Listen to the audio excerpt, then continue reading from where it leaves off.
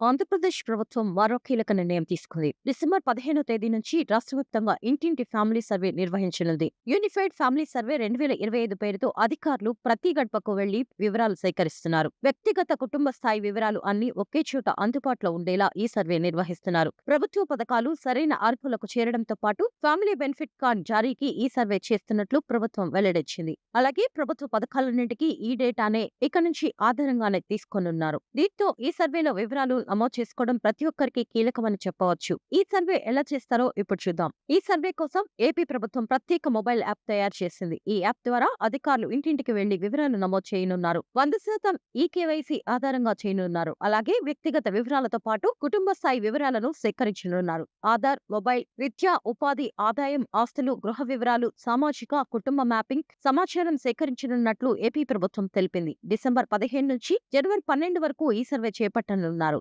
గ్రామ వార్డు సచివాలయ ఉద్యోగులు ప్రతి ఇంటికి వెళ్లి యాప్ ద్వారా వివరాలు సేకరించనున్నారు. కుటుంబ ఆర్థిక సామాజిక పరిస్థితి తెలుసుకోనున్నారు. విద్య, ఉద్యోగ వివరాలు సేకరించనున్నారు.